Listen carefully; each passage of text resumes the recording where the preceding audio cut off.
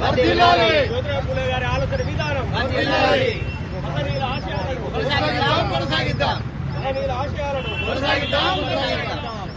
భారత రాజ్యాంగం ఎస్సీ మైనార్టీల ఐక్యత.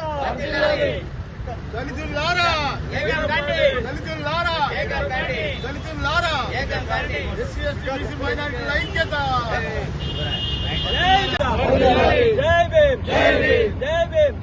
అంబేద్కర్ గారి ఆలోచన విధానం. అంబేద్కర్ గారి అంబేద్కర్ గారి ఆలోచన విధానం. అంబేద్కర్ గారి మన ముఖ్య అతిథి గారికి కలవల రాజేశ్వర శాలతో సత్కరించవలసిందిగా కోరుతా ఉన్నాం. ఎస్సీ ఎస్టీ బీసీ మైనార్టీల ఐక్యత. ఎస్సీ ఎస్టీ బీసీ మైనార్టీల ఐక్యత. మహనీయుల ఆశయాలను కార్యక్రమంలో ఇంట్లో రమేష్ బాబు, CEO ఆలయ ఫౌండేషన్, మరి అలాగే ఇంగ్లీష్ వెంకన్న గారు, అలాగే వేదికలో పాల్గొనడానికి ఈ రోజు మన ముఖ్య అతిథి. ఒకనాడు ప్రచార సాధనంలో ఈ రామగుండం పారిశ్రామిక ప్రాంతంలో సిటీ కేబుల్ తప్ప వేరే అవకాశం లేకుంటుండే దినదిన అభివృద్ధి చెంది ఇలా అనేకమైన ఛానల్ వచ్చినాయి. దానికి ఈ ప్రాంతానికి ఆపరేటర్ అసోసియేషన్కి ఎండీగా ఉన్న మంత్రి సంపత్ కుమార్ గారి యొక్క కార్యక్రమానికి ముఖ్య అతిథి. ఈ కార్యక్రమంలో పాల్గొన్న ప్రజా సంఘ నాయకులందరికీ, వివిధ సంఘ నాయకులందరికీ, రాజకీయ పార్టీల నాయకులందరికీ, అలాగే ఆలయ ఫౌండేషన్ మరి CEO రమేష్ బాబు గారికి, జ్యోతిరావు పూలే గారి ఆలోచన విధానం. పూలే గారి ఆలోచన విధానం. అంబేద్కర్ గారి ఆలోచన విధానం. భారత రాజ్యాంగం.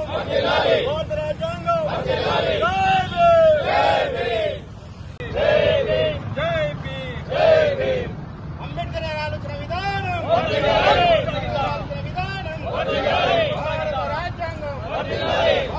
అప్పుడు జాతి జాగృతమై దాన్ని తిప్పికొట్టాల్సిన అవసరం ఉంటది.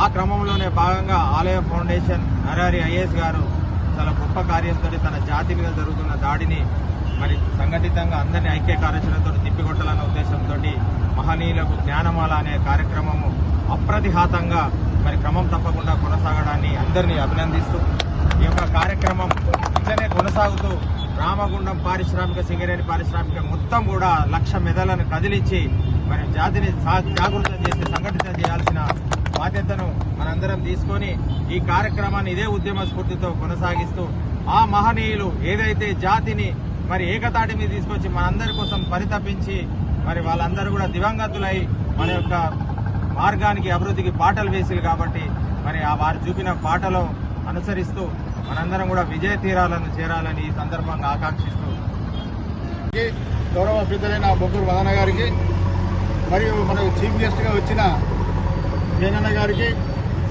మరియు సంపత్ నా పెద్ద కొడుకు,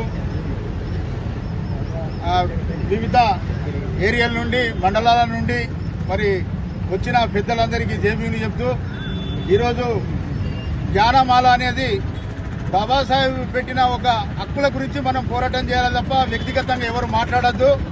మనం ఒక గుడికి పోతున్నామంటే గుడికి ఏమి సంబంధించిందో అదే మాట్లాడతాం. కాబట్టి బాబాసాహెబ్ ఒక్కడే మన జీవితాల గురించి మన రాతలు మార్చిండు.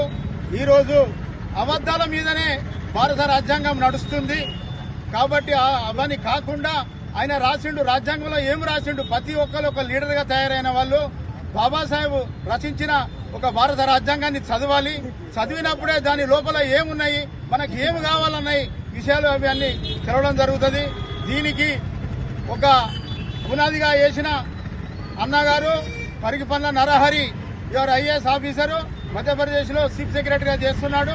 తన ఆలోచన విధానాన్ని, బాబాసాహెబ్ ఆలోచన విధానాన్ని, జ్యోతిరావు ఫులే ఆలోచన విధానాన్ని జనంలోకి తీసుకుపోవాలి. జనంలోకి తీసుకుపోతే వాళ్ళు ఆటోమేటిక్గా వాళ్ళు తయారై వెతుకుతుంటారు. దాని ఉద్యోగాలు కానీ, రాజకీయం కానీ, ఇవాళ స్టూడెంట్స్ కానీ ఈరోజు లీడర్గా తయారవడానికి బాబాసాహెబ్ పెట్టిన భిక్ష. కాబట్టి తన పెట్టిన విషయాలను మనం సూచ తప్పకుండా అమలు చేస్తే అవన్నీ మన హక్కులో మన సాధనకు అయిపోతాం.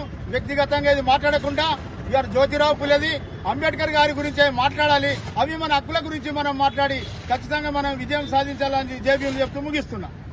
మర్చిపోని ఒక IAS ఆఫీసర్ అరిపల్ల నరహరి గారు ఆలయ ఫౌండేషన్ ద్వారా మరి ఇటీవల జాతిపై జరుగుతున్న దాడిని మరి ఏమాత్రం కూడా ఉపేక్షించక మళ్ళీ అందరినీ జాగృతం చేయాలన్న ఒక గొప్ప సంకల్పంతో మరి మహనీయులకు జ్ఞానమాల అనే కార్యక్రమం చాలా అభినందనీయం.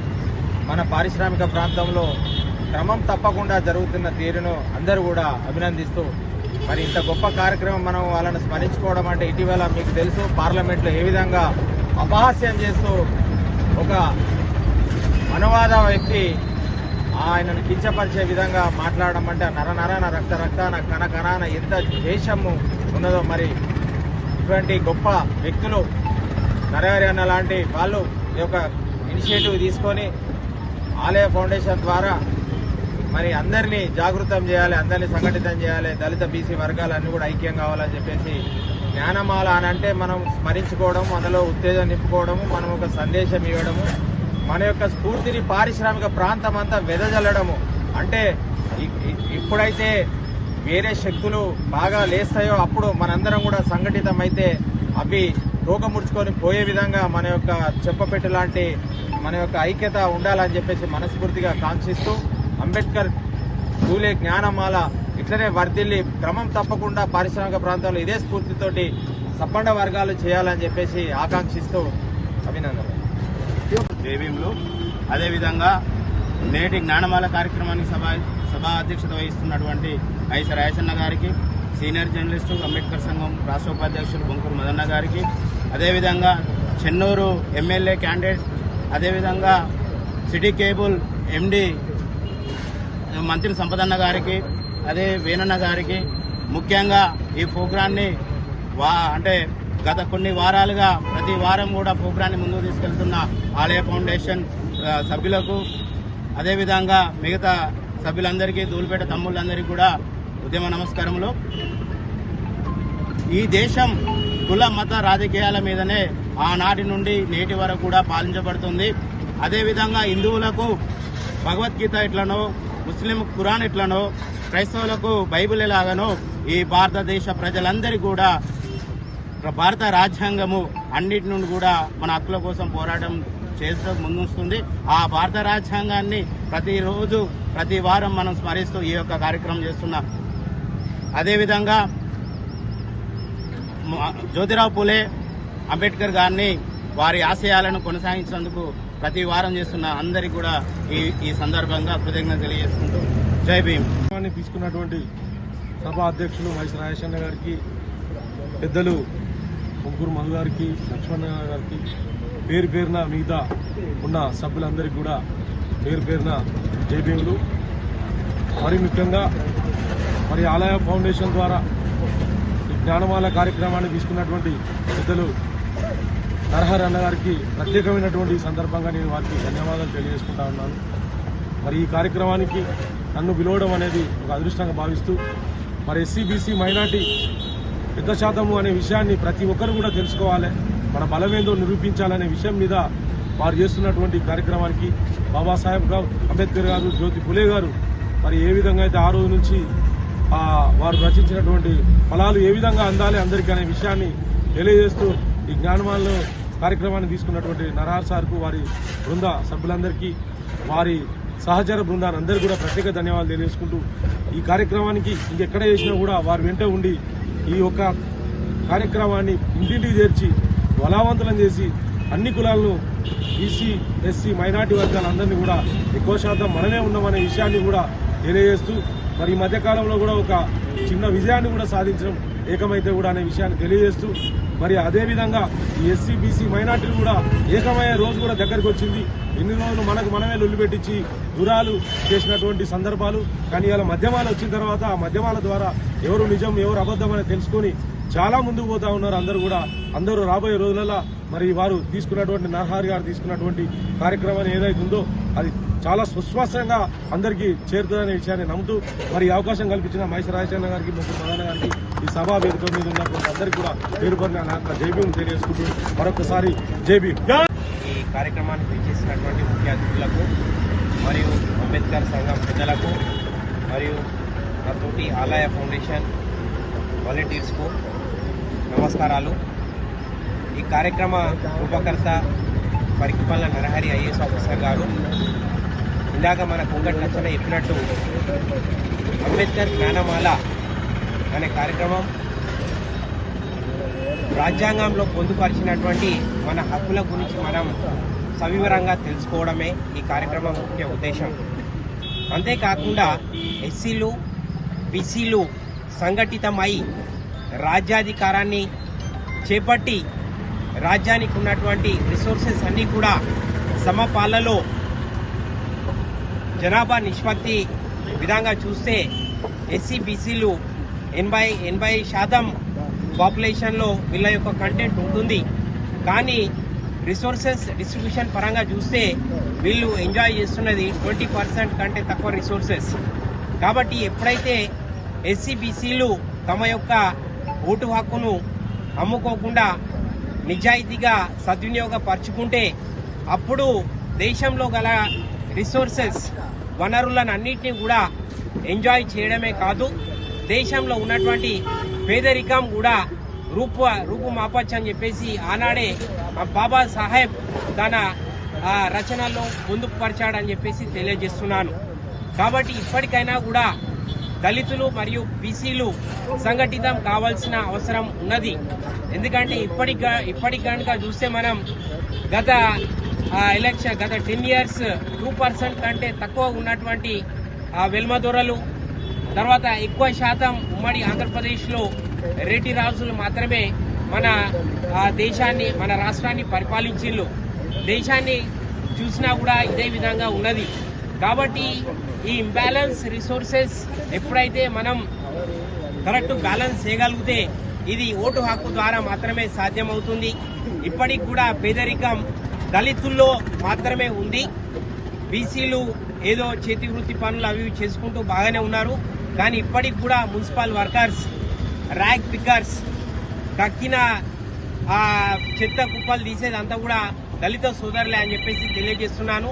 కాబట్టి దళితులు ఇప్పటికైనా కూడా కళ్ళు తెరిచి బాబాసాహెబ్ ఇచ్చినటువంటి ఆదేశాలను సరిగ్గా వాటిని అమలు చేయాలని చెప్పేసి వినయంగా మనవి చేస్తున్నాను. ధన్యవాదాలు.